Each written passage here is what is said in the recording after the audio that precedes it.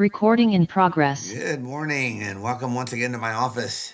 Good to have you with me for another weekly wow. I'm going to begin with a little bit different approach this morning. I want to share just a few seconds of a recording that will provide the basis for our word of the week, the word hush. And here is Acapella's version of a song by that same title.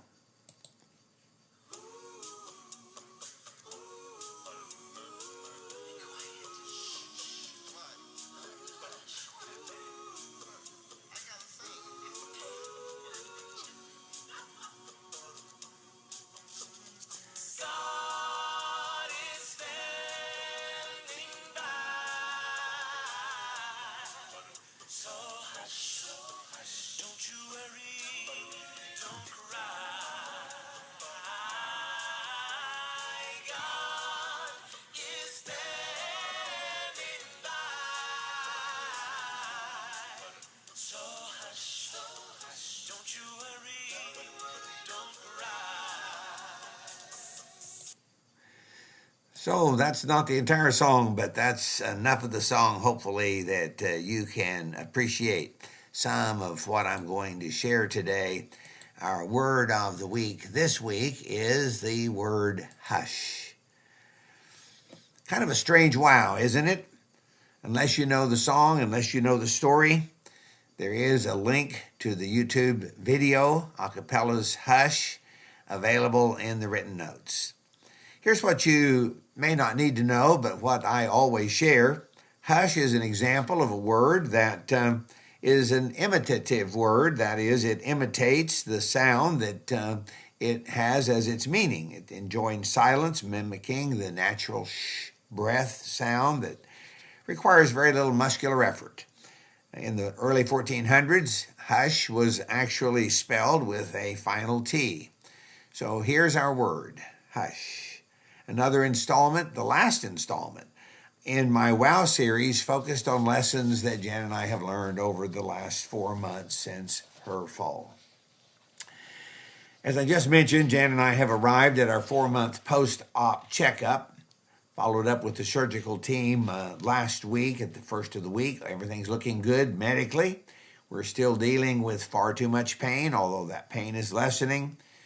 We're working with some increasing range of motion, a little more stamina. But we've had an occasion now as time has gone by to think back to those first days in the hospital. Jan has asked more than once. All of that's kind of a blur for her. She fell on a Thursday afternoon, called 911.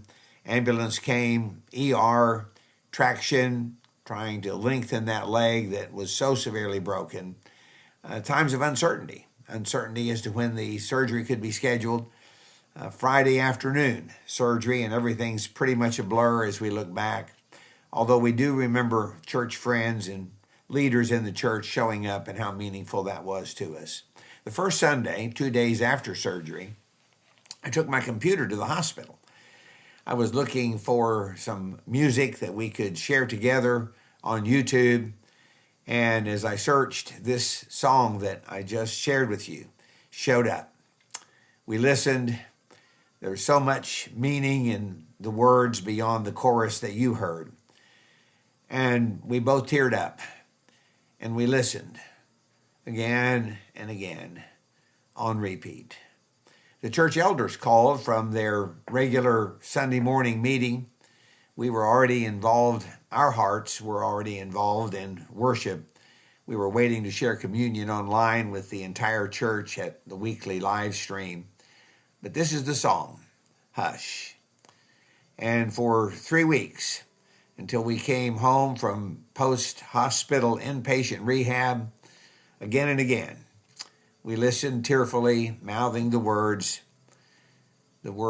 encouraging us to remember always that God is standing by. The first Sunday that we were in inpatient rehab, we repeated the process.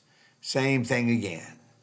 So words that are meaningful to us, and a reminder of what the psalmist wrote in Psalm 46, verse 10, be still and know that I am God. When troubles come, don't cry. When all your dreams and fortunes pass you by, when there's heartache and trials and life's unclear, just look up toward heaven. There's a God, and he's standing near. Lessons that we have learned, helping us walk closer to the Lord. And we pray that you might also walk closer to the Lord. If it's a song you know, I know you already appreciate it. If not, maybe you'll follow the link and learn it, pick it up, make it your song, and remember that God is standing near. Thank you for joining me. Remember that God loves you. I love you. That's the way it's going to be until next week. May God bless us as we seek to live life depending on him.